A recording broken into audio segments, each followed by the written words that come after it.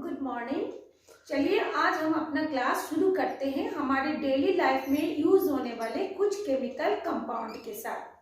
कौन कौन से कंपाउंड, तो चलिए उसको शुरू करने से पहले मैं आप लोगों को सबको बताऊं कि जो पहली बार मेरे इस चैनल को देख रहे हैं वो इस चैनल को सब्सक्राइब कर ले, ताकि आपके 10th के सिलेबस से रिलेटेड जो भी पढ़ाई है, मैं जो भी पढ़ाई हूँ वो आप लोगों को सब एक ही चैनल में रह के मिल जाए। तो चलिए हम अपना पढ़ाई शुरू करते हैं। तो चलिए हम शुरू करते हैं खाने का सोडा के साथ। खाने का सोडा आप सभी कोई जानते हैं, घर में जो भजिया बनाते हैं या किसी सब्जी में या किसी हमारे घर में जो उपयोग होने वाले, हम बाजार में जाते हैं, बोलते हैं कि चलिए थोड़ा खाने का सोडा दीजिए, हम लाते हैं। तो आज उसी के बारे में हमको पढ़ना है। खाने का सोडा को क्या बोलते हैं? बेकिंग सोडा भी कहते हैं। इसका रासायनिक नाम होता है सोडियम हाइड्रोजन कार्बोनेट।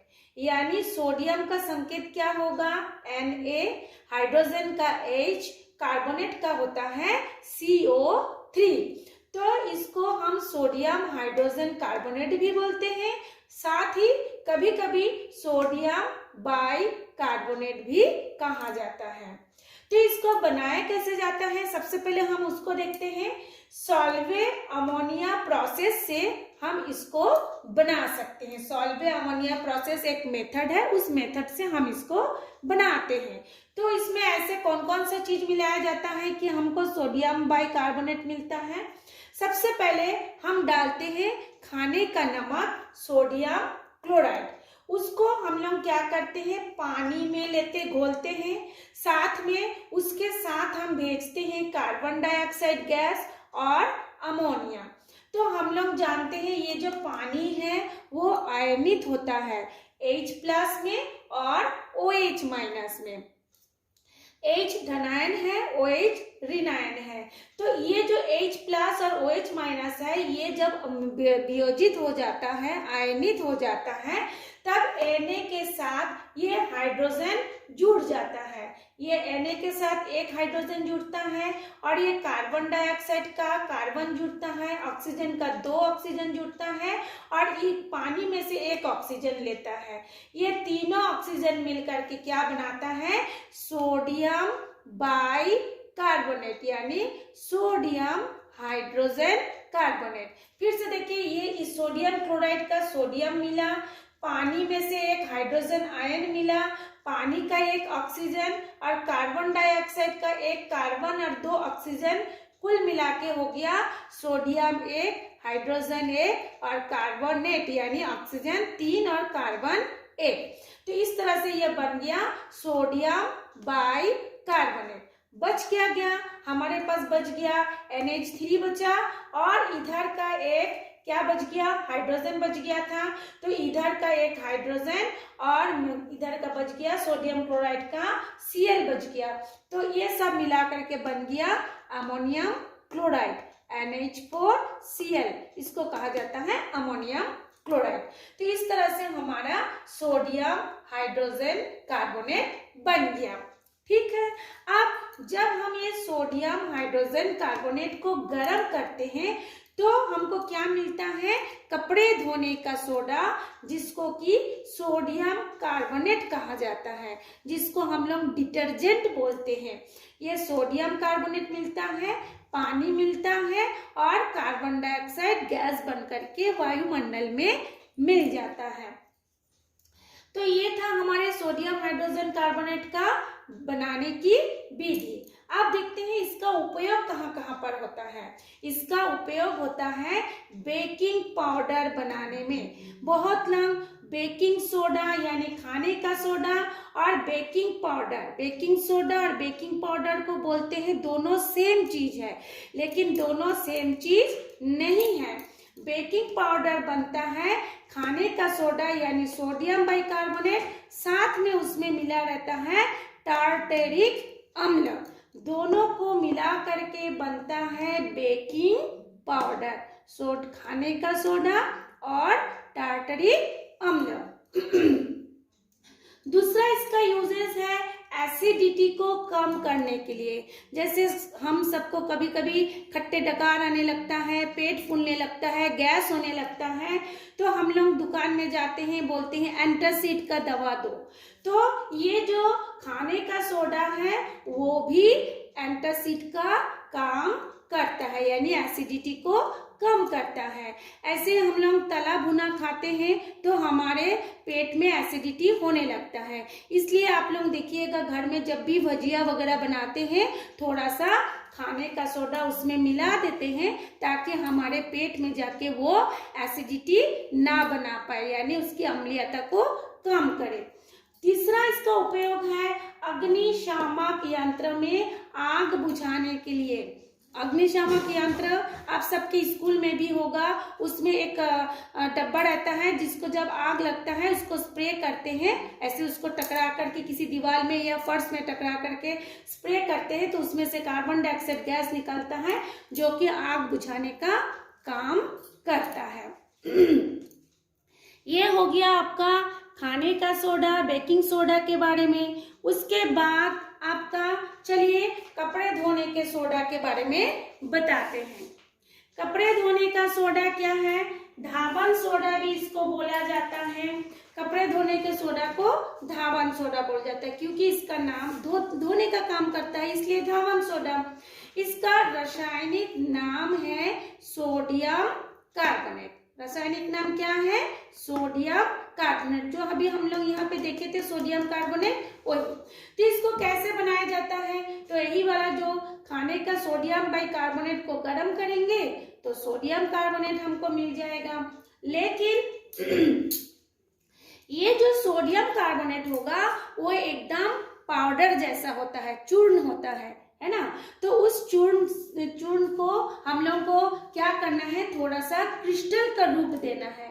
जैसे देखे होंगे आप कपड़े धोने के सोडा लाएंगे वो थोड़ा दाना दाना जैसा रहता है, तो वो दाना दाना बनाने के लिए उसको क्या करना पड़ता है?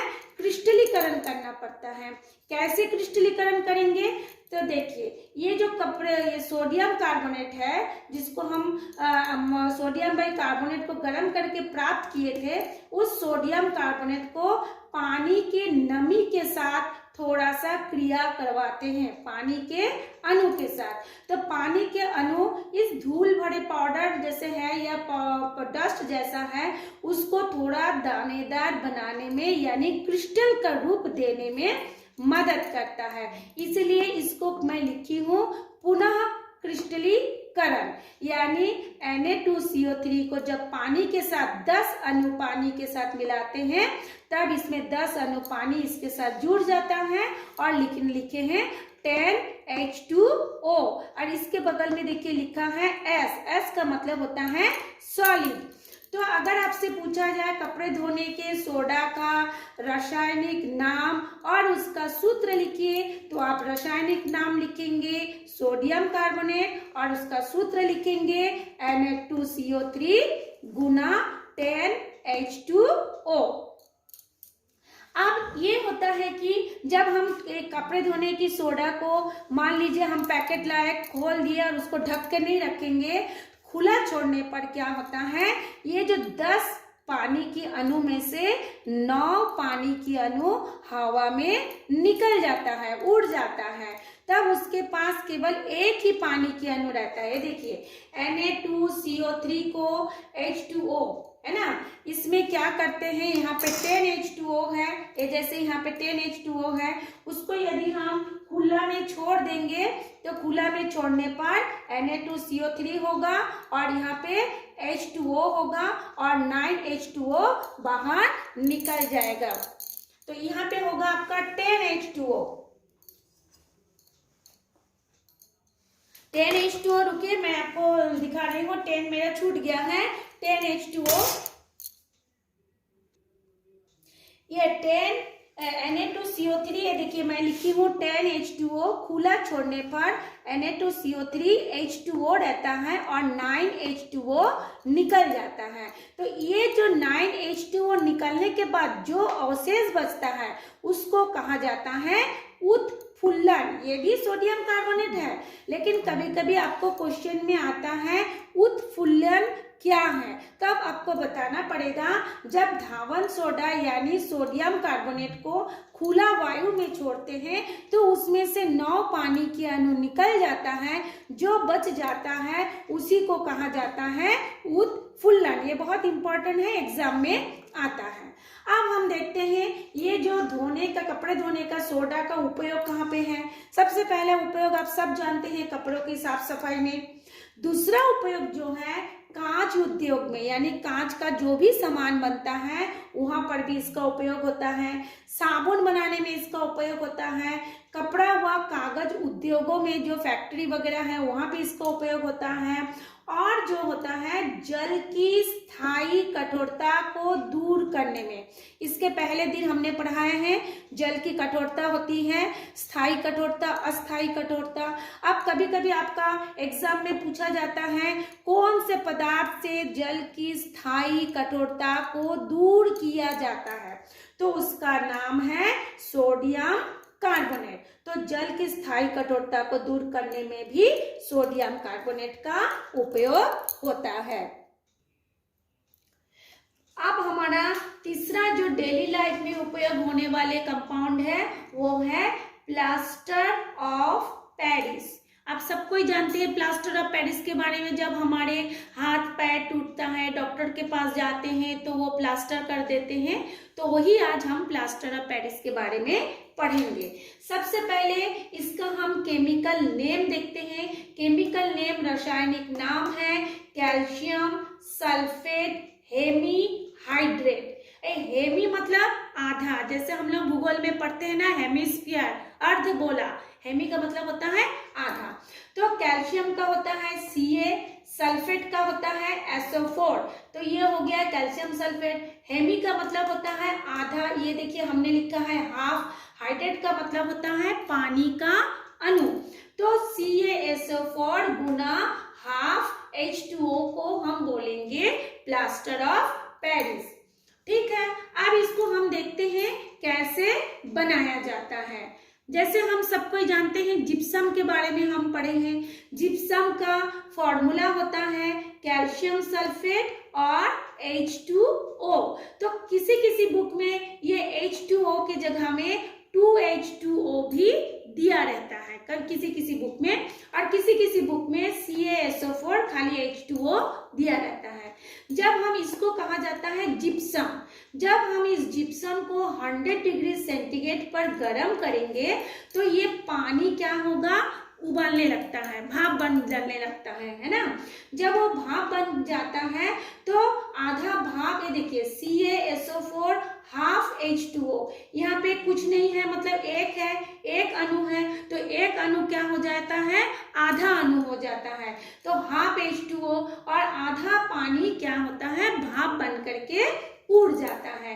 तो ये जो आधा पानी के अणु के साथ जो कैल्शियम सल्फेट होता है उसी को कहा जाता है आपका प्लास्टर ऑफ पेरिस। तो कभी कभी आपको पूछते हैं प्लास्टर ऑफ पेरिस का सूत्र बताइए, रासायनिक नाम बताइए, तो आपको इसी को बताना है। और कभी कभी पूछते हैं जिप्सम का सूत्र बताइए, तो जिप्सम का सूत्र भी वैसे ही है, खाली इसमें हाफ के जगह में खाली पानी के अणु लिखा है, या किसी किसी बुक में 2H2O भी लिखा हुआ है। तो चलिए अब हम देखते हैं इसका उपयोग। टूटी हुई हड्डियों को जोड़ने में डॉक्टर यूज करते हैं, उपयोग करते हैं प्लास्टर करने के लिए। दूसरा है प्लास्टर ऑफ पेरिस से देखेंगे बहुत से मूर्तियां बनाई जाती हैं। तीसरा हो गया आप लोग जो स्कूल में चौक से लिखते हो ब्लैक बोर्ड में, वो चौक बनाने में भी उपयोग होता है। और कोई भी सांचा या मॉडल बनाने में भी प्लास्टर ऑफ पेरिस का उपयोग होता है। हमारा जो नेक्स्ट केमिकल कंपाउंड है डेली लाइफ में यूज होने वाले, वो है विरंजक चूर्ण, जिसको कहा जाता है ब्लीचिंग पाउडर। आप लोग बहुत लोग ब्लीचिंग पाउडर के नाम सुने होंगे, लेकिन विरंजक चूर्ण को नहीं सुने होंगे। तो ये हमारे विज्ञान की भाषा में, हिंदी में उसको विरंजक चूर्ण, चूर्ण का मतलब होता है पाउडर, विरंजक का मतलब होता है ब्लीचिंग और विरंजक का हमारे बोलचाल की भाषा में होता है रंगना, रंग करना। जैसे बहुत से लड़कियां देखोगे वो करते हैं, ब्लीचिंग करवाती हैं अपना फेशियल पे, फेशियल ब्लीचिंग, जिसमें हमारे हेयर का कलर, जो हमारे रोम होता है, रोए का कलर क्या हो जाता है, भूरा रंग हो जाता है। तो विरंजक का मतलब होता है रंगना। तो चलिए इस पहले हम इसका केमिकल नेम और उसका फॉर्मूला देख लेते हैं। इसका केमिकल नेम है कैल्शियम ऑक्सीक्लोराइड। तो कैल्शियम से होगा Ca, ऑक्सी से होगा O, क्लोराइड से Cl2। तो CaOCl2 को कहा जाता है ब्लीचिंग पाउडर। अब हम देखते हैं इसको बनाने का मेथड, कैसे बनाते हैं। कैल्शियम हाइड्रोक्साइड लेते हैं। अब ये कैल्शियम हाइड्रोक्साइड क्या है, जो बिना बुझा चूना रहता है, जो मतलब एकदम सूखा चूना जिसमें पानी बिल्कुल भी नहीं रहता है, उस ठोस चूना जो होगा कैल्शियम हाइड्रोक्साइड को जब हम लोग क्लोरीन गैस इसमें प्रवाहित करते हैं, तब उसमें ये क्लोरीन जो है इसके साथ जुड़ जाता है। जुड़ के क्या बनाता है, ये Ca का Ca, O का O रहेगा, ये OH2 के जगह में क्या बन जाएगा, Cl2, और इधर के H2O निकल जाएगा। देखिए यहाँ पे एक चीज OH2 माने ये जो दो है वो O के साथ भी है, ये जो दो है ये हाइड्रोजन के साथ भी है, यानी इसमें 2 ऑक्सीजन है, 2 हाइड्रोजन है। तो 2 ऑक्सीजन में से एक ऑक्सीजन आपका यहाँ पे जुड़ गया, एक ऑक्सीजन आपका इस पानी के साथ जुड़ा। अब 2 हाइड्रोजन में से सीधा 2 हाइड्रोजन ये पानी के साथ जुड़ गया। अब 2 हाइड्रोजन के जगह कौन ले लिया, ये 2 क्लोरीन ले लिया। तो जब ये क्लोरीन इसके साथ जुड़ता है तो बहुत ही तीखा गंध निकलता है, तीक्ष्ण गंध होता है ब्लीचिंग पाउडर में, है ना। अब इस ब्लीचिंग पाउडर को जब हम वायुमंडल में खुला छोड़ देते हैं, ऐसे पैकेट को लाए, मुंह को काटे पैकेट का और फिर हमने इसको खुला छोड़ दिया, तो देखिएगा कैसे तीक्ष्ण गंध आएगा और कुछ दिनों के बाद वो गंध क्या होगा, गायब हो जाता है। कैसे गायब होता है, ये जो calcium chloride oxychloride bleaching powder है वो वायुमंडल के कार्बन डाइऑक्साइड के साथ जुड़ करके क्या बनाता है, कैल्शियम कार्बोनेट बना लेता है, ठोस होता है, और ये जो होता है क्लोरीन गैस वायुमंडल में निकल जाता है। अब हम देखते हैं इसका उपयोग क्या क्या है। इसका उपयोग है सूती के उद्योग में, सूती वस्त्र के उद्योग में कपड़े को रंगने में। मैंने पहले ही बताया था इसका उपयोग आपका रंगने में किया जाता है, क्योंकि विरंजक का अर्थ ही होता है रंगना। तो सूती कपड़े को रंगने में, प्रिंट करने में इसका उपयोग होता है। कागज उद्योग में कागज को भी रंगने में, आप लोगों का आजकल देखिएगा बुक्स जो आने लगे, रंग बिरंगे आने लगे, वो उसको भी रंगने में इसका उपयोग होता है। और जो मेन इम्पोर्टेंट है इसका, पीने वाले जल को, पानी को रोगाणु मुक्त करने के लिए, जिसको आप लोगों को देखिएगा बरसात में लाल दवा दी जाती है गांव-गांव में, तो लाल दवा जो होता है उसमें भी ये ब्लीचिंग पाउडर जो होता है मिला हुआ रहता है। तो पीने वाले जल को रोगाणु मुक्त करने के लिए भी इस ब्लीचिंग पाउडर का उपयोग किया जाता है। तो ये था कुछ केमिकल कंपाउंड हमारे डेली लाइफ में यूज होने वाले यौगिक के बारे में। इसके आगे और भी कुछ यौगिक हैं, उसको हम लोग नेक्स्ट क्लास में पढ़ेंगे। तब तक आप इसको समझ के पढ़ते रहिए।